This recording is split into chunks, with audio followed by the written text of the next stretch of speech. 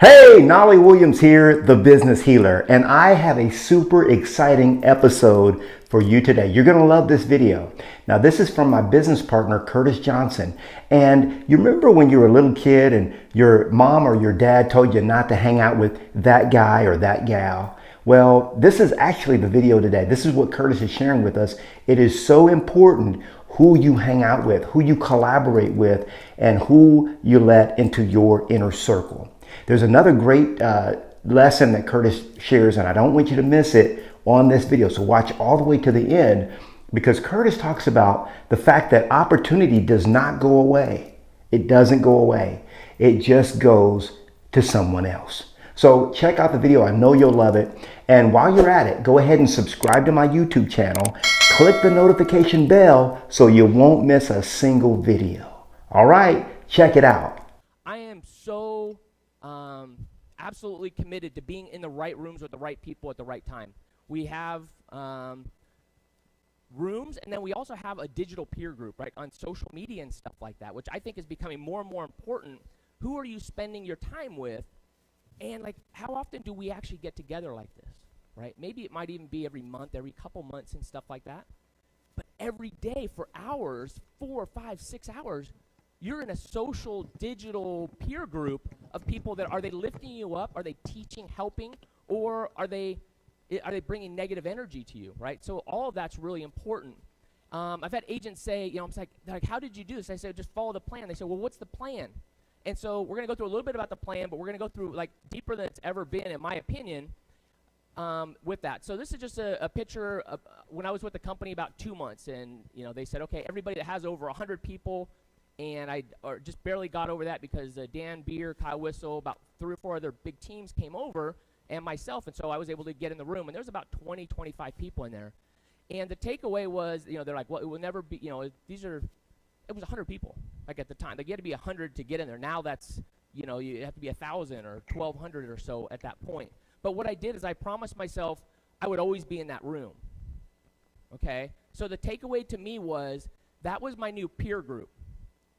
That was my peer group, and that was everything that I did. I looked at and I said, okay, what's Jay doing? What's Brent doing, right? What's Mike doing? What's Gene Frederick doing? What's, Rob Flick?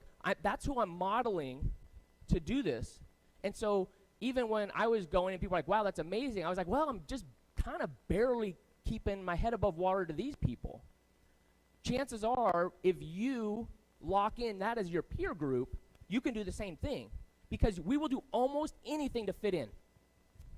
You'll do almost anything to fit in.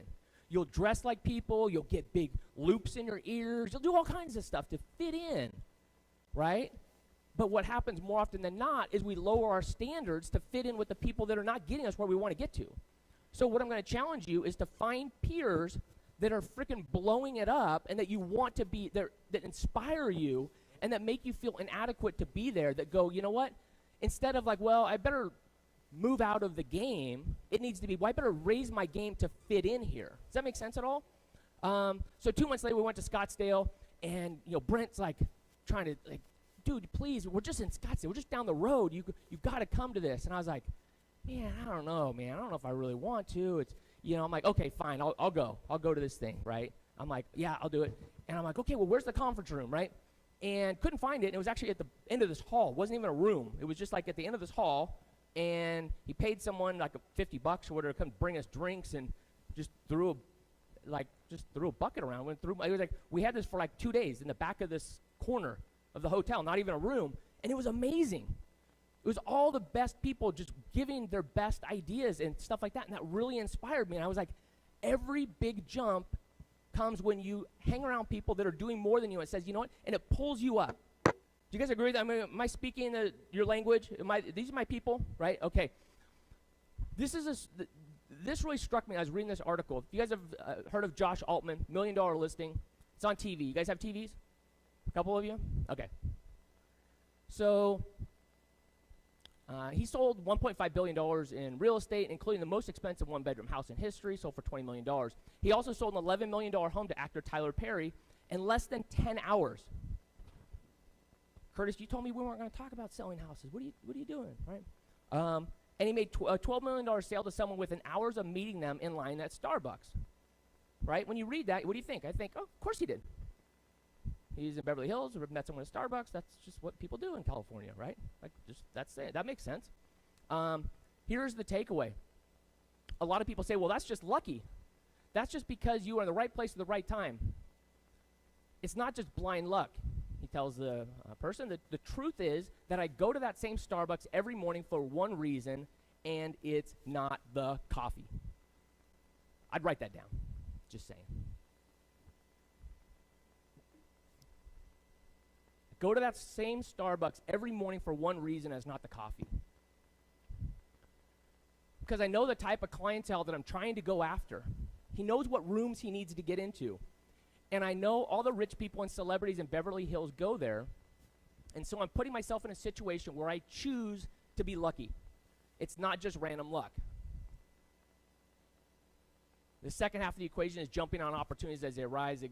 Example, actually talking to the guy in the Starbucks line, right? He keeps going, okay, so how'd you sell a $11 million sale to Tyler Perry? He was at the gym one morning and realized he was working out next to Perry. I go back and forth about whether or not I'm going to talk to him. He's a little nervous, right? That voice in your head. Well, I don't know, man. I'm only on like a national TV show. I don't know if I should, right? You guys get that? Like, wow. So he's human too. So if you got that voice going, I don't know about, like, we all do. We're human. This is just what happens, right? And I say, you know what? I'm just going to do it.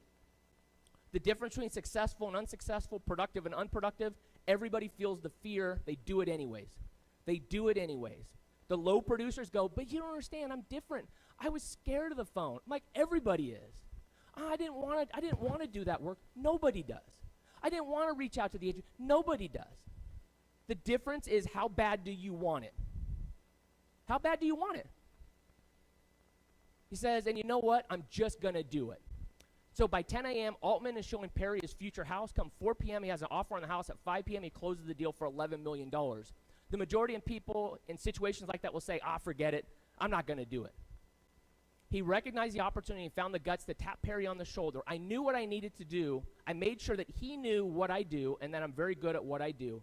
You believe in yourself, you trust your gut, and you don't second guess yourself. You just go do it. I thought that was really powerful, right?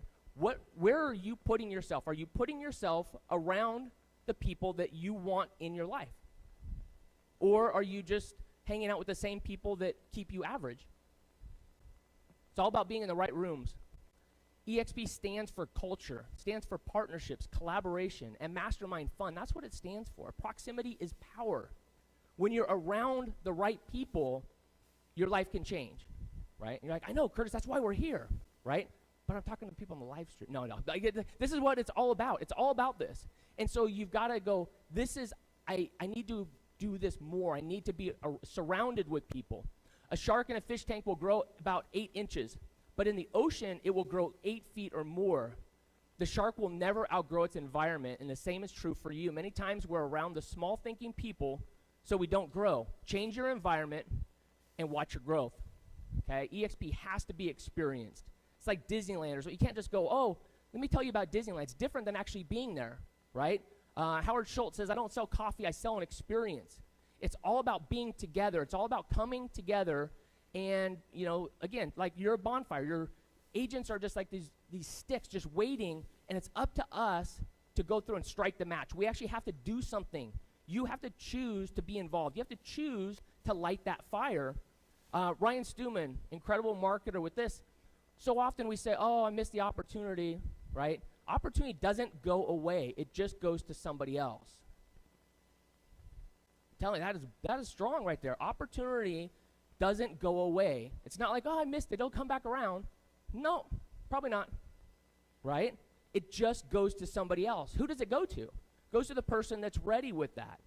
Andrew Franklin, selling about 1,800 homes a year, recently in a message, he said, my biggest regret about EXP is I didn't devote time to this opportunity from the beginning, right?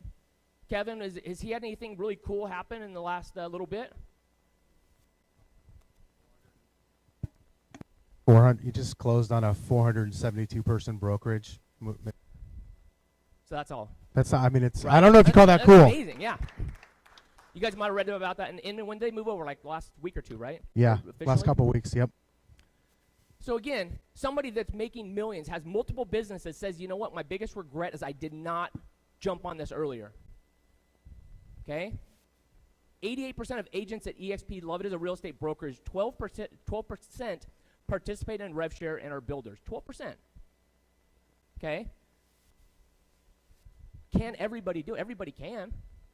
But why don't they? Dan Beer, I think we were in a conversation and it got really crystal clear, and he said this a few different times, is even for the 88% who don't build or recruit, revenue share is the most important thing. It is the most important thing. Even if you never get any revenue share, it's the most important thing in your business. I know I didn't even discuss revenue share with him. Like when Dan Beer came over, it was like I was just excited that that we were going to be able to partner and build something. I was like, I don't know, maybe. I mean, he's like, I'm going to make you millions. I'm like, maybe. He did.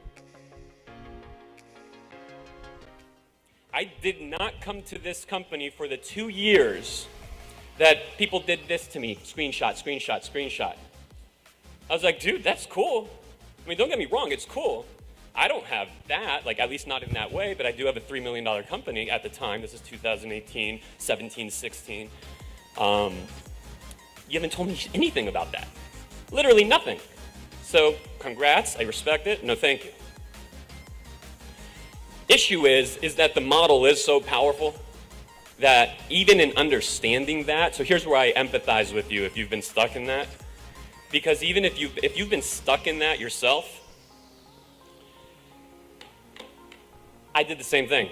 I literally didn't come for those reasons. I did come when Curtis Johnson and Chuck Fazio announced, and I was in the process of buying a market center, literally final stages of the negotiations, and they announced I was in Deer Valley, and I immediately saw it, and they were business, like they were business people, and I'm like, what the heck? Okay, now you guys, like, and that was the first time that the dots were connected to, oh, that money, those screenshots, those things, the stock, the ownership, oh, that means I get your freaking playbook to implement in my business, to push my business from where it's at to where I want it to go.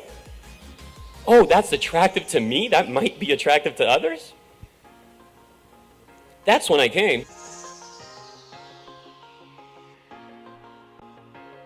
Does that speak to anybody with that? I mean, is that the same language that you're thinking in your head? Does that speak to you? I saw John Glitch just walked in, incredible leader. I just saw you just doubled your business in the last year, right? We've been talking for a couple years about this, right? And you're doing your business, and your big thing was, how do you protect your team? How do you do this? How do you give opportunities? But now you're also saying, well, hey, maybe there is something more out there. Maybe there's something bigger in my world. So it is about increasing your business and production by being around the right people. But then it also, if you give it some time to percolate, you're doing some big things with this. Yeah, I started looking at EXP. Hello, everyone. Hold the mic up just a little bit. So I know you weren't here for the instruction video and stuff like that. But there you go, like a rapper. There you go. Oh, all right. I feel cool. All right, we'll drop a beat in a second. Yeah, 2 years ago I started looking at EXP. Jennifer Weiner was talking to me, and Dan and Kyle and you.